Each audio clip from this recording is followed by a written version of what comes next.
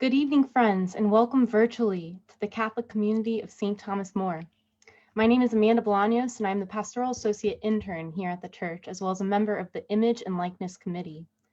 This event is brought to you by the Image and Likeness Committee of St. Thomas More, a ministry that yearns to deepen the Catholic understanding that all people are made in the image and likeness of God, as well as focusing on initiatives that involve racial healing and cultural diversity. I want to thank you for joining us tonight, and I extend my welcome to all, especially to those who are not Catholic, as we gather in honor and in celebration of Black History Month. And before we begin our presentation tonight, I would like to start our evening with a prayer. I thought it would be appropriate to ask for the intercession of St. Catherine Drexel, especially because our speaker tonight, Gerald, is an alum of Xavier University in Louisiana, a university that St. Catherine Drexel founded in 1925, along with the Sisters of the Blessed Sacrament. St. Catherine established numerous missions and schools for Native Americans and African Americans throughout the U.S. Canonized in 2000, she is the patron of home missions, and her feast day is coming up on March 3rd. So we will begin. Oops, here we go.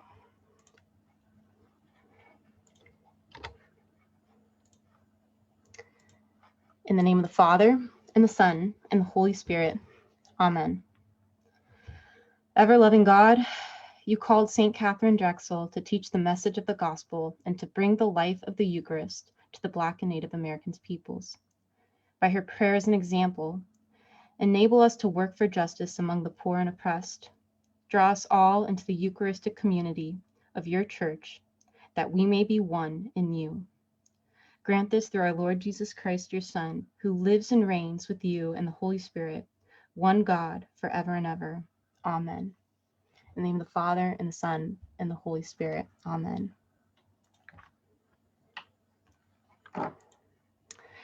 And so we begin. Tonight we have with us Principal Gerald Smith Jr., the principal at St. Thomas More Catholic Academy in Washington, D.C. Mr. Smith is a native Washingtonian with a focus on promoting the advancement and education of today's youth, primarily in African Americans. Mr. Smith is an educator, scientist, entrepreneur, and writer. He holds a BS in biology from Xavier University of Louisiana and an MS in interdisciplinary health sciences from Drexel University. Mr. Smith's background has provided him the ability to educate youth in various fields of science, primarily ranging from grades 2 all the way through college. Mr. Smith has a huge interest in reframing the outlook on African American youth and is focused on developing an educational institution designed uniquely for people of color that embraces challenges of today's society.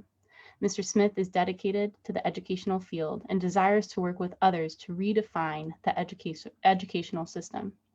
And we are incredibly honored to have Principal Gerald Smith join us tonight. We warmly welcome him to the virtual community of St. Thomas More as we enter into conversation about how to actualize an anti-racist education and culture. So now I will turn it over to Principal Gerald Smith. Thank you so much, Amanda, and thank you all for tuning in today. It is an honor to be here with each and every one of you. I would like to first thank the St. Thomas More Chapel Hill Image and Likeness Committee for allowing me to be here today, and to thank you, Amanda, for all of your help in preparation for today.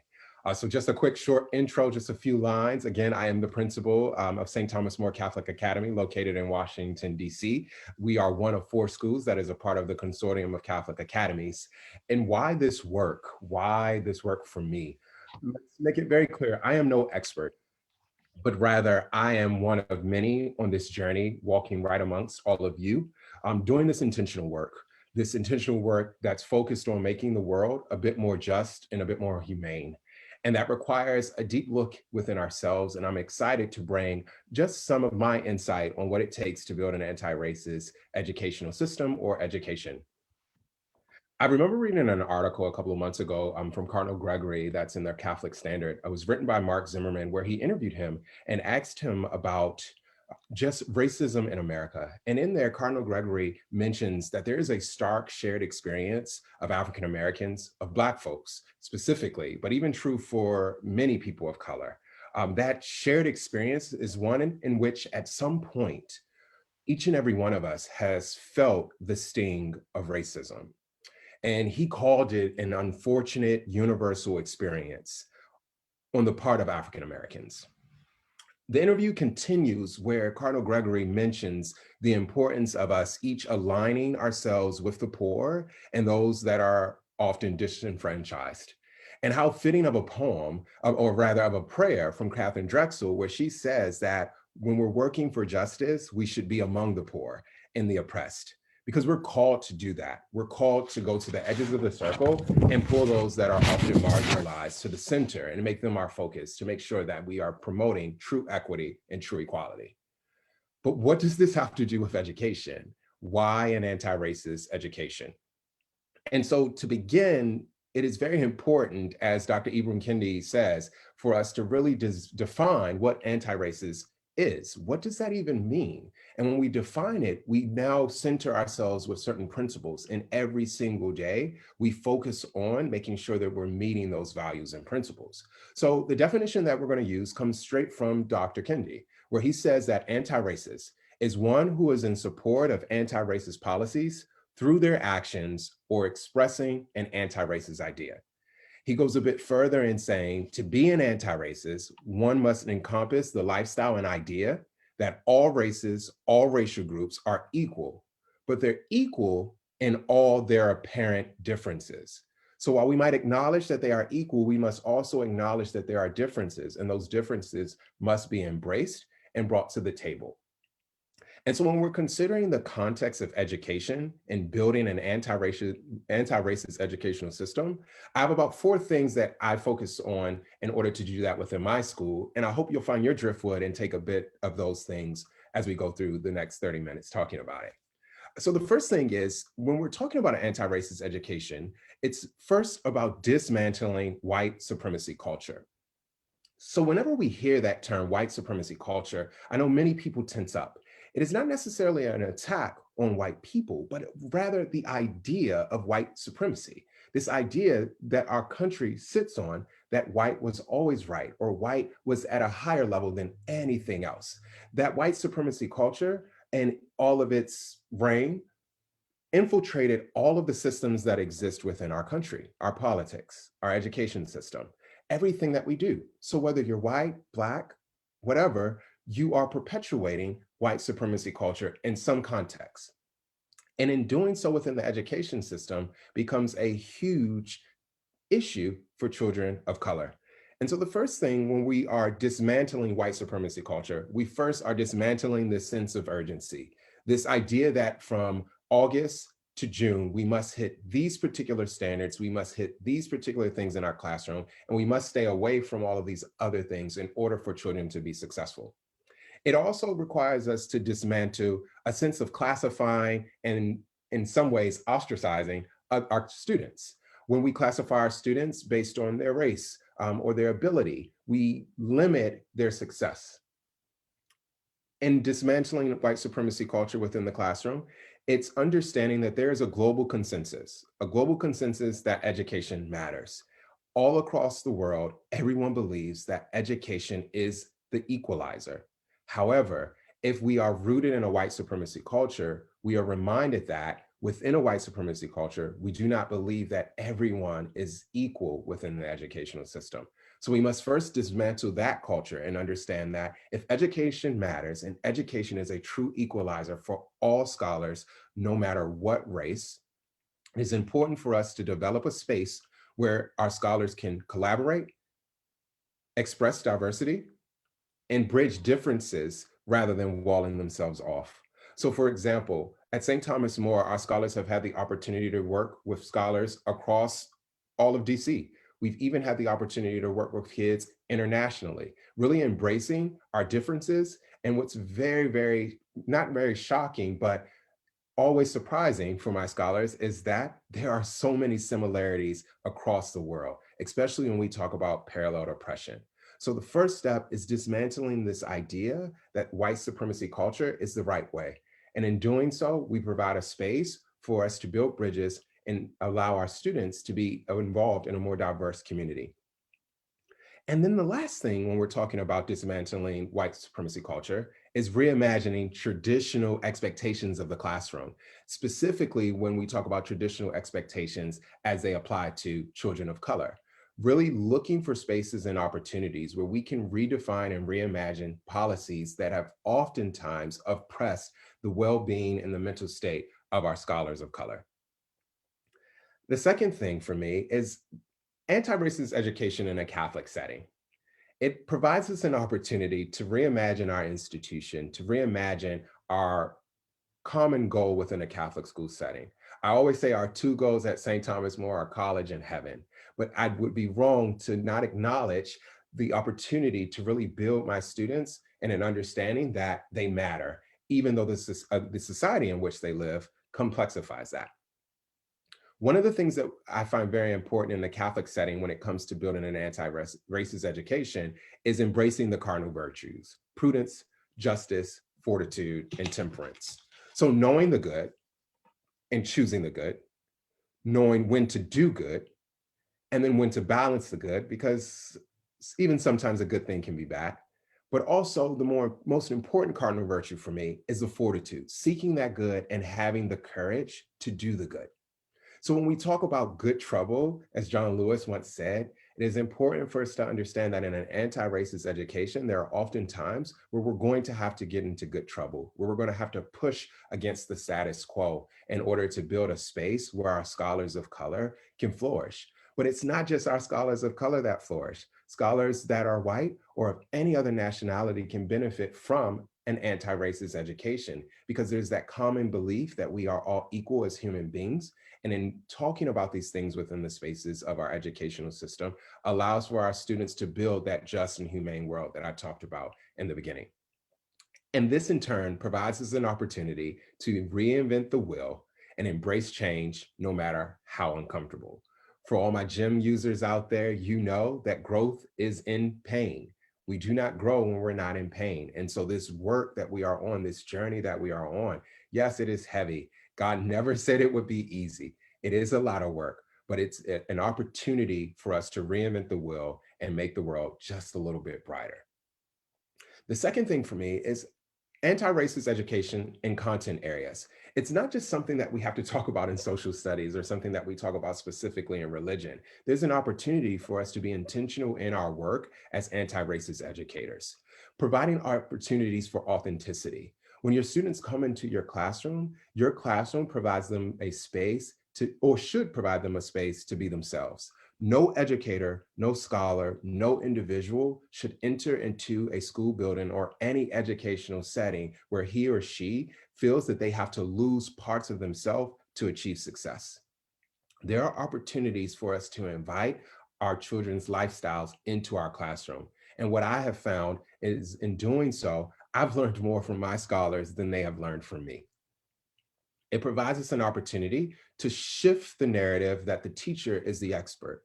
Rather, we are all the expert and we have the opportunity to facilitate true, rich conversations, especially those around social justice issues. There has to be a space for our kids and educators to think critically about about the society, an opportunity for them to truly understand that the world around them was systemically designed by man, and therefore it can be changed by each and every one of us if we are sensitive to that design of it. So currently, our scholars at St. Thomas More and many of the schools within the consortium of Catholic academies are in a number of cohorts out of Harvard University. One of them is Justice by Design, where we are using various protocols and tools to really talk about the tough conversations that oftentimes education doesn't allow us to do. So for example, when the insurrection happened a couple of weeks ago, we did not shy away from talking about that. Our kids had the opportunity to think critically about that situation and even compared it back to the George Floyd protests that happened back in 2020. It was a tough conversation, but a very vital one for us to have in the classroom. And our scholars were very sensitive to the design of racism in our country and looked for ways in which they could really promote some solutions to this problem. And so when we do that type of work with our scholars, we are provided the opportunity to empower them to do something. More importantly, we empower ourselves to do something, which is what this anti-racist work is all about. picking up our crosses, carrying them, and doing something about the world in order to make it better for those that will come after us. And then the last thing for me is anti-racist education in you, or even me. This work is hard, and we all look for an entry point. Maybe you've bought a ton of books. Maybe you've read a bunch of articles. Maybe you've had a powwow with your friends to say, what are we going to do about this? When I always consider anti-racist work, especially before I bring it into the educational system, anti-racist education or anti-racist work begins with you. It begins with acknowledging your own biases, both explicitly and implicitly. Understanding that you bring some complexity to this situation, no matter if you're a person of color or white. This provides us an opportunity to look at ourselves. The mirror has two things. Sometimes we love looking at ourselves in the mirror. It provides us an opportunity to say, hey, I look really good today. But then when we talk about entering this anti-racist work, it's an opportunity for us to look into the mirror and truly, truly look at ourselves. What biases do I bring? What complexities do I bring to these conversations? And do I understand that at any given moment, regardless of my race, that I tether between racism and anti-racism? And it is my job each and every day to be cognizant of that, to make sure that what I am perpetuating, what policies I'm pushing forward, what I'm designing in whatever context of work that I am doing, I can tether and fall between being racist or anti-racist. And I have to work diligently every single day to make anti-racist choices. And so one must consider, how might my biases be impacting my work? And so this work isn't something that you're going to solve tonight, next week, a year from now. This is intentional work that you will do every single day of your life. And so when we're considering anti-racist work, one of the things that I like to practice as a new Catholic is discernment, really reflecting on my practices, my choices, and decisions that I make every single day as a leader within a Catholic school, but more importantly, as an individual, as a human being that walks amongst this earth.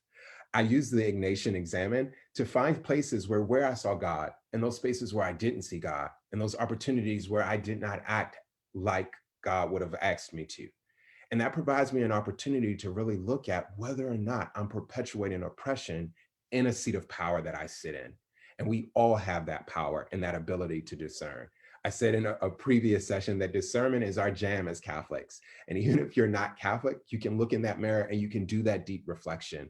So as you enter into this anti-racist work, before you try to expand it into the context of your work, whether that be a school or an office building, wherever you might be, it is crucial and vital that you first look in the mirror, you take a step back, understand that you have much to learn. And in learning, you will acknowledge your biases and therefore build yourself up ready to take up this work and do something to change the racism within our country. And so to kind of conclude a little bit, I'd like to read a quote from an article that I read. This quote is from Lorena German, and I will read the quote and then I added my own piece to it.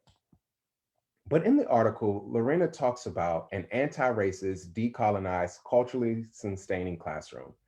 And I quote, an anti-racist, decolonized, culturally sustaining classroom is one where there's joy, pain, silence, talking, activity, academic learning, and personal learning. And that sounds fantastic. So let me add this piece for us. As a Catholic educational setting, there is also God. And if we embody our Catholic social justice teachings, we know and we believe that when we look at others, especially those that are often marginalized, those individuals of color, for Black folks, for individuals who look like me, we will see them in all of their glory, for their faces are the face of God, for the often marginalized are made in God's image too. Thank you guys so much for the time. I'm looking forward to any questions that you might have. Wow, Gerald, thank you so much for your powerful and thoughtful words. It was just incredible. So yes, now we will transition into our Q&A portion of the presentation. So I just want to remind our audience, please input any questions you may have into the Facebook comments, and we will do our best to get them. So our first question is, what are some of the qualities that you yearn to instill in your students as part of this anti-racist education? Yeah, I think when I think of my scholars and instilling these qualities, I think the most important piece for me is building that sensitivity to injustices.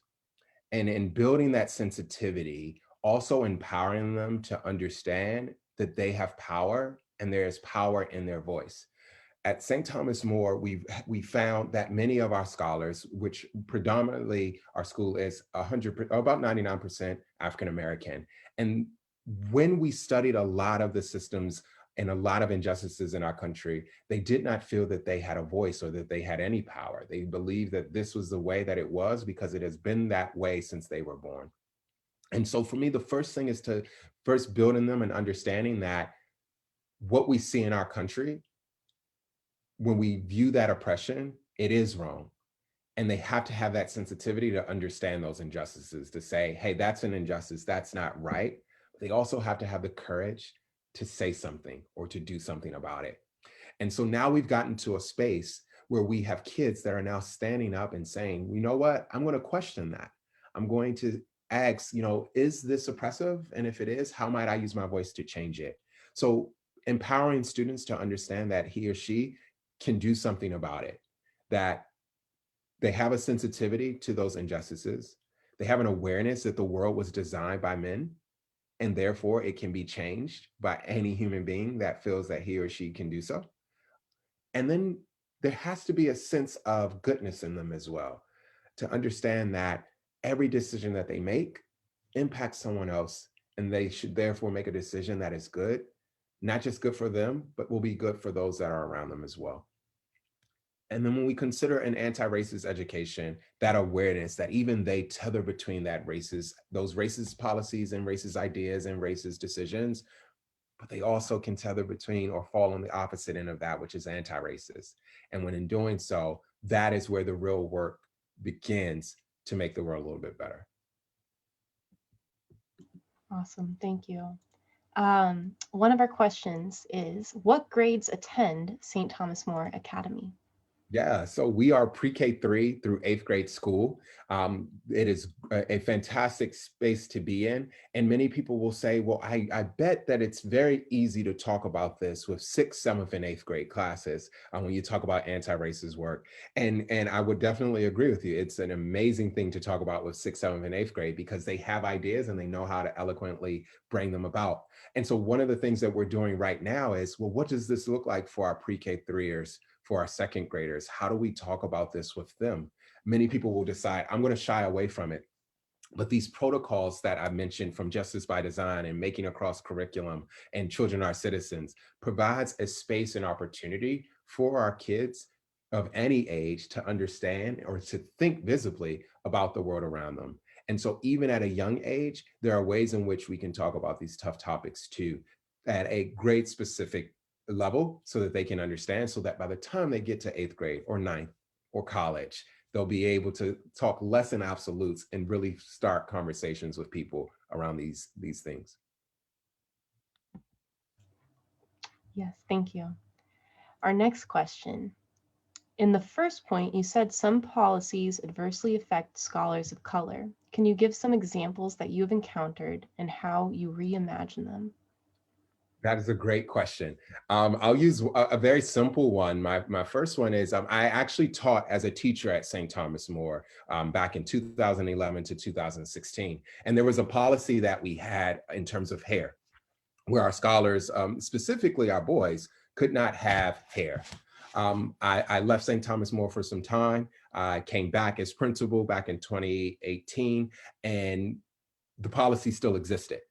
And full transparency, own bias here, I even pushed that policy where we were not going to have hair. And one day I asked myself, I'll give the kudos to my wife. She actually asked me, why do you have that policy? And I said, well, I don't know. My predecessor had it, and I just thought it was just what we did. Um, so we brought the policy up to our staff, and none of us really had an idea of why we had it. We could come up with reasons to have it, but after a lot of reflection and conversation, we found that it was oppressive and it was perpetuating white supremacy culture. This idea that if children of color have their hair some type of way, that they fit this particular stereotype. So one of the things that we did change this year, and pandemic happened, so our kids didn't get to express themselves the way that they wanted in person, but we got rid of that policy that the kids could wear their hair however it is that they chose to do so. And that requires us as educators to really change our narrative and ideas around what hair means specifically for children of color. Other policies were just the ways in which we interacted with our children in spaces where they could express themselves. So that is one that stands out to me, that's very short and simple enough to change, but also very impactful in this work where it could perpetuate racist ideas. That's so interesting. Thank you for sharing and sharing your decision making on that journey as well. It's really enlightening. Our next question is, many schools offer anti-racism events like anti-drug, anti-bullying weeks. I like culturally sustaining suggestion coupled with our Catholic education. Can you please offer more on this idea? Yeah, so I think one of the core values when we think of in a Catholic education system, we have this ability to pray and understand and this belief that we are all equal in God's image. I think that when we look at anti-racist policies or anti-racist events, they're not just, oh, we're going to do this in this particular month for this particular week, and that's it. I think that there has to be intentionality in this. There has to be a goal that every single day, every single month, throughout the school year, that we are making sure that we're pulling in these anti-racist ideas. Our faith allows us the opportunity to talk about the marginalized. There are examples throughout the entire Bible where we can talk about those that are marginalized. And we can bring up the fact that Jesus Christ didn't really care about the people that were in power. He cared about those people that were marginalized. He went to those edges of the circle. So that is our example there for our students and even for ourselves, that we are called to go to the ends of the circle.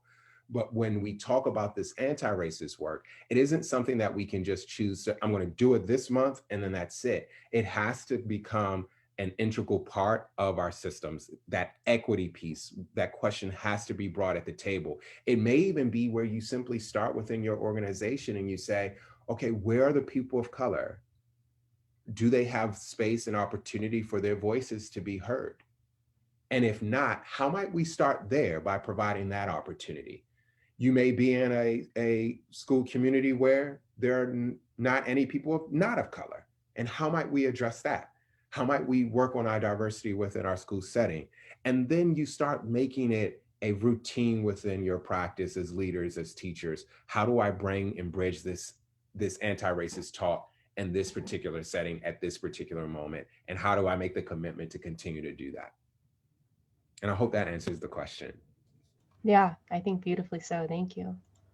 Going off that, our next question, what are your thoughts on working with pastors in anti-racist education? And I would also add in with the parish community as well. So I'm blessed to have St. Thomas More Catholic Church and Parish and Father Moore, who is our priest here, who understands very, very adamantly that this work must be done, and it must be done intentionally, and it must be done right now. I think there's an opportunity for me, just being, I'm a Catholic for 3 going on 4 years now, provides me the opportunity to always be learning about my faith alongside my pastor. Just the other day, Father Moore brought a book to me. We read Stamped from the beginning as a school community, and written by Jason Reynolds and Dr. Ibram Kendi. He then read that book and was able to bring me a version of this book from the late 1950s, 60s, in the context of that work in a Catholic faith. And we were able to have this conversation about the connections and similarities and things that still exist to this day. I think that any Catholic community, specifically those that have a school and a church there, must bridge together in order to work towards building an anti-racist community. And so it can't be done in solitude. I think it is crucial when you can bring in that faith piece, and then you can bring it to where your scholars are in the context of their lives. So I find it very vital. At our school community, were provided that opportunity to really have these tough conversations and address them freely with our community. Awesome. Thank you for sharing. Our next question, how do you make sure your teachers are continuing to examine their own biases and remain anti-racist? Yeah, I think the first thing is building a brave and safe space. And that takes time, right? There are going to be some times where you have educators who don't voice their biases or don't voice their opinions or their thoughts around these concepts. And that's okay. There has to be an opportunity for people to step up, but also for them to step back in this work and just listen or speak out. I think one of the actions that I try to promote at my school community is listening to understand rather than respond. And that's tough for us as human beings to do. We always want to respond. Oh, I have to say something to that. I think there's also an importance of understanding that when people speak, that is their truth, and their truth is what they sit with, and we have no right to judge their truth. And that provides us an opportunity to listen to understand rather than respond, and building that brave and safe space where people feel that they can say, okay, here is how I feel. My educators are always finding their entry point. And I think it starts with leaders to understand that not everyone's going to come on the same level as you and at the same time, but your job as the leader is to promote growth stages for them to get to where it is that you want them to be, where we want a world that is just and humane. And we're all going to be working on that journey, but we're all going to be doing it at different steps. I think my educators feel that they are on this journey, but they get to do it at their space, but intentionally doing it every single day. And so the 8th grade teacher's work may look completely different from a 4th grade teacher's work that looks different from an academic dean's work when we talk about an anti-racist system being built within a school system. Thank you so much for sharing that. And this kind of leads into the next question. Can you give specific examples on how to teach anti-racism in a Catholic classroom of any subject? Yeah. Yeah. So I have the power as principal to create a systems thinking class where my kids specifically look at systems that exist within the world, and they interrogate those systems. How that looks in a social studies class is really intentionally looking at historical moments in history where we can examine those racist acts and look for opportunities to promote anti-racist policies and ideas. In a language arts class, this is intentionally picking books that are windows, mirrors, indoors to the world.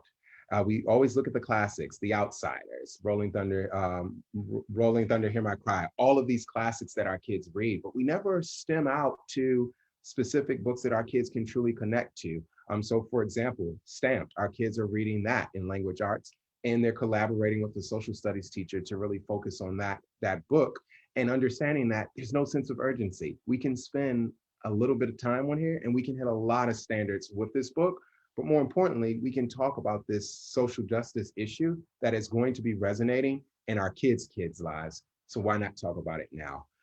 So I think first slowing down and looking for those opportunities where we can bring this in.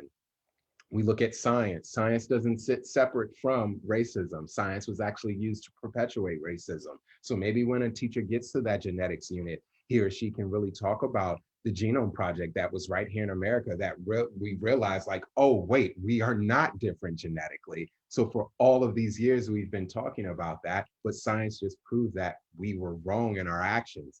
How does that now stem into our religious duties as a school system to really change that narrative now? So there are opportunities. We just have to slow down and look for them. And then more importantly, we have to provide space for our educators to collaborate around these ideas.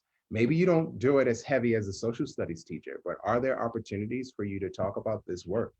In my academic dean's algebra class, They did scatter plots and different math stuff that is way over my head. However, the kids got to pick a specific body of individuals that mattered to them. And so we had kids pick populations of those that are people of color that are incarcerated, and they created their scatter plots from that. So it provides spaces for our teachers to collaborate with the kids as well, so that they can find opportunities to bring in things that matter to them. And you'll be very shocked, or not shocked at all, that usually it's these social justice issues that they also see and are aware of. That's awesome. Thank you. I love what you said about the collaboration between subjects as well, because that really creates an anti-racist culture among the school.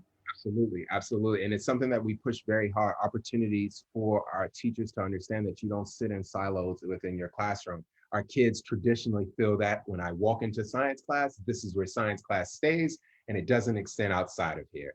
And that is part of us dismantling this idea of traditional education. Yeah. Oh, my lights turned off. Sorry about that. That's powerful. Thank you. So our next question is, how do you involve parents? Great question. So we have been working diligently to invite our parents into our thinking within our school. One of the things that we use are thinking routines that also comes out of Harvard University's.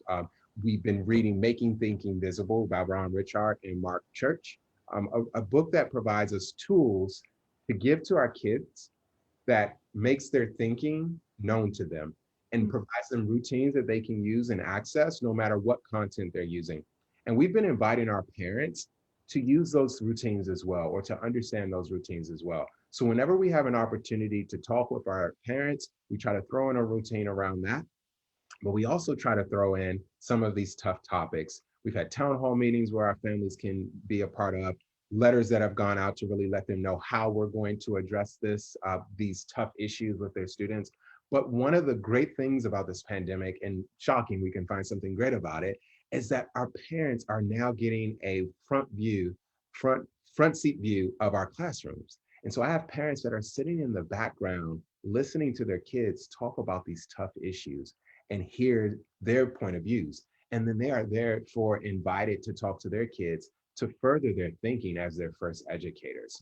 Our hope is that in the future, as we go through this pandemic and into some sense of normalcy, that our parents will be invited to, hey, why don't you read this book alongside us in our class? We're reading this. We'd love to hear your thoughts as well. I think there are opportunities for us to invite our parents in. Many of them have their thoughts and ideas. Many of them are also victims of a white supremacy culture in education. And so we have a duty to even help them dismantle those ideas as they grow through this work as well. Awesome. Thank you. We have the questions coming, so I'll just keep relaying them.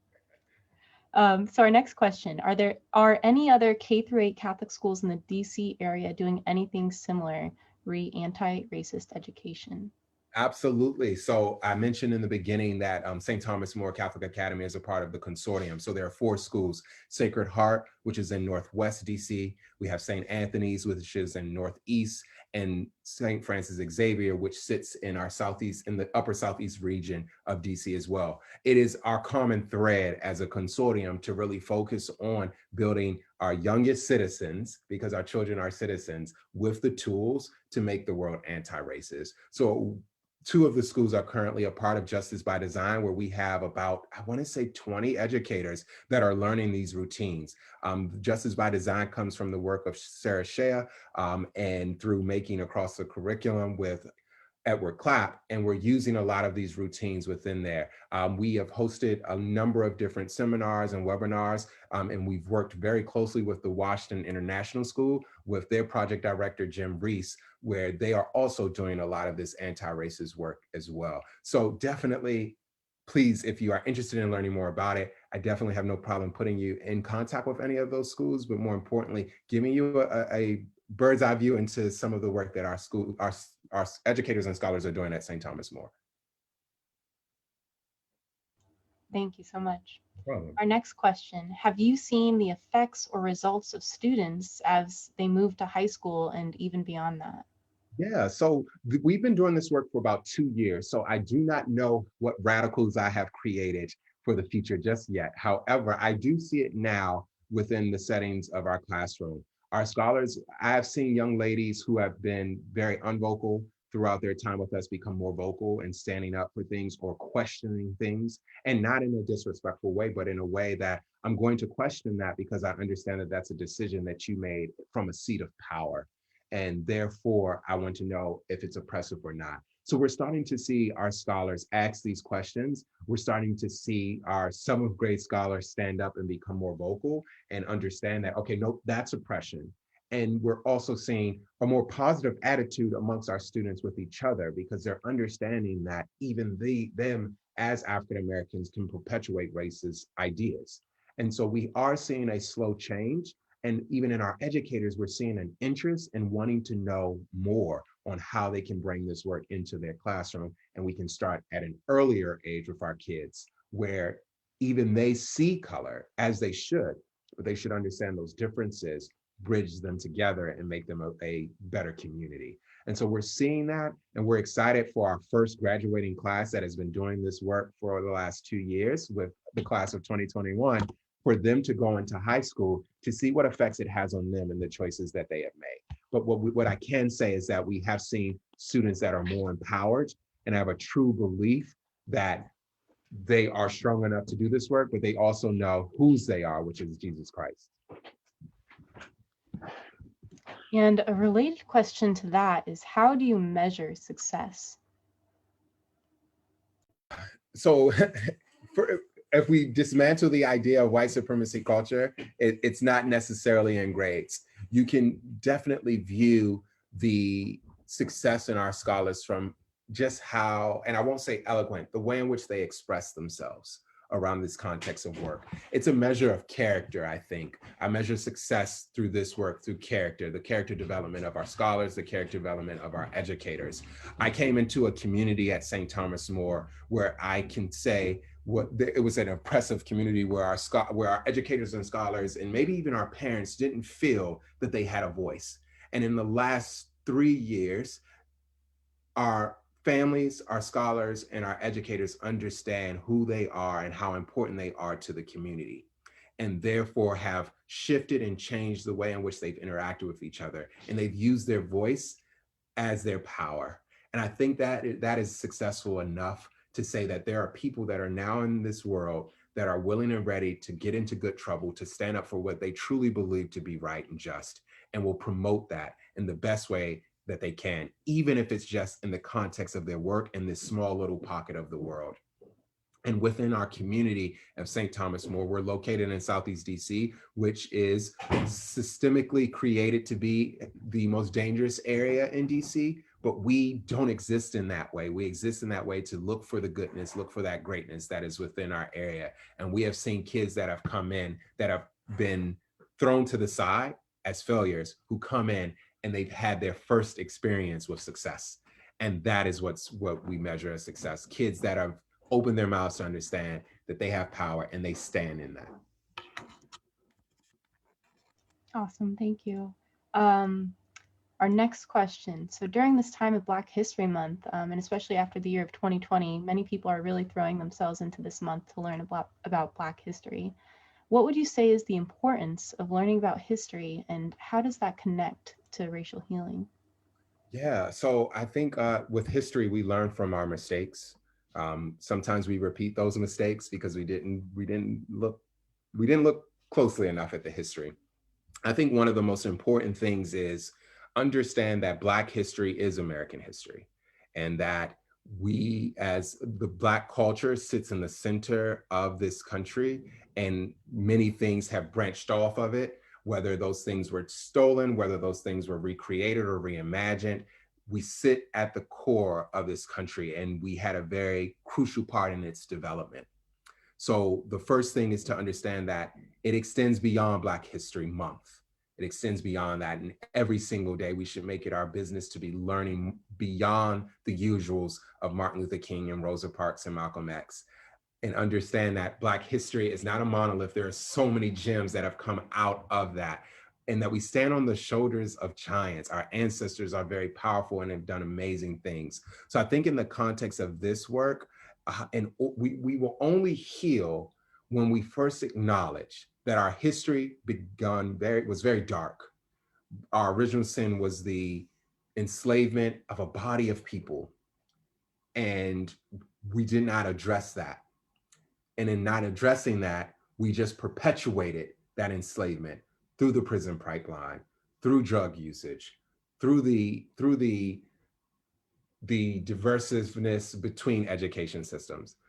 So if we don't acknowledge that piece of history, if we don't understand that that piece of history with the enslavement of African Americans has perpetuated all of the systemic designs that have kept them oppressed, we will not heal from that. And so we cannot just acknowledge the greatness that has come out of Black history. We have to acknowledge that darkness and understand that here is a body of people that have endured some of the darkest things within this country and even today, and somehow they have still found joy. And so how might we collectively as a human race, as Americans, make it that they only experience joy? And I think that that's where we can start to heal. Awesome, thank you. What are one or two very practical things that can be done to promote this culture of anti-racism? Yeah, I think the first thing is understand. I'll go back to the first thing, listening to understand. Listening to understand. I have many conversations with people that are of every nationality, every race. And I think the only way that we can truly get into this work is listening to understand, providing space for different voices to be heard, providing space for different voices and races to be invited to the table, providing a seat for those that are marginalized at the table, whether that's starting with your kids, whether that's starting with your educators or even friends, providing them a seat at the table and starting those conversations and understanding that and listening to understand promotes the idea that you do not have all of the answers today and you shouldn't have them all today, but understanding that I am on this constant journey to learn more. I would also say that, yes, you can continue to read the books. You can continue to learn as much as you can, but you must first look in the mirror and do a true deep inventory of self and understand that you too are rooted in this white supremacy culture, no matter your race. And when you have time to sit and reflect, you can think about all of the decisions that you have made throughout life and how you've either perpetuated oppression, and therefore, how might I not do that anymore? And what decisions and choices can I make to make sure that I'm always making anti-racist choices in my day-to-day life? Awesome, thank you so much. Are you a product of Catholic school education yourself? So this is very funny because Amanda, we had this conversation a little bit. So I actually started in Montessori school all the way until about first or second grade. And then I did go to Catholic school. I went to Holy Comfort of St. Cyprian for about 2 years. And then I attended public school. But God has this funny way of planning life. So I ended up going to public school all the way to 12th grade and then ended up at a Catholic university at Xavier University of Louisiana.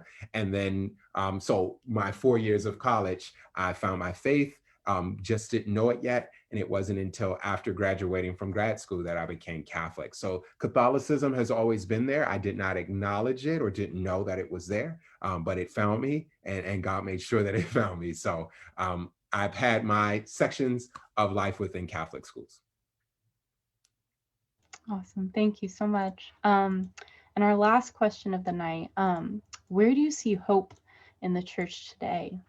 Gosh, I always go to this, and I think every teacher does, every true educator. I see hope in our children.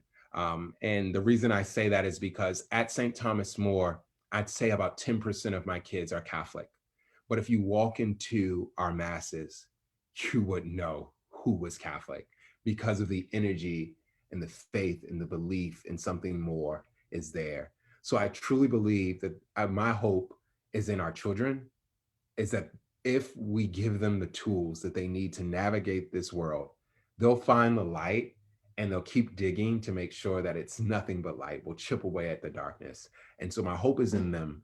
And my hope is that as educators, as parents, as every adult, we understand that we have to fix our mistakes. And the way that we do that is by pouring all of the goodness into our kids to make the world better. Amen. That was beautiful. We actually have quite a few more questions. I'm going to put my email in the Facebook comments, and I can relay those questions to Principal Gerald. But I want to be respectful of everyone's times. And this is about all the time that we have tonight, which brings us to a close of this presentation. So first, I just want to thank everyone for joining us as we honor and celebrate Black History Month. And thank you, Gerald, for taking the time to share your knowledge and passion with us. This is an incredibly difficult topic, as you said, with the gym metaphor, one that requires growth or pain for growth to occur, and that discomfort for growth to occur, but one that we are all called to engage in. And I think what's been most amazing tonight is to see this ability in you to engage in this difficult topic, but with such joy. So thank you for radiating your joy, sharing your joy with us, and we just appreciate it so much. It's been a privilege to listen to this evening, so we thank you. Thank you. Thank you so much for having me. It was a pleasure. Of course. And so, yes, like I said, I'll put my email address in the Facebook comments to relay further questions to Principal Gerald Smith. Please don't forget to join us next week as we continue our speaker series. Next Monday, we will be joined by Dr. Shannon Williams, the Albert LePage Assistant Professor of History at Villanova University, who will discuss why history of Black Catholic sisters in the United States matters. So please join us. Thank you, Gerald, once again, and thank you to everyone for joining us. Please have a great rest of your night. Stay safe, and know of our prayers.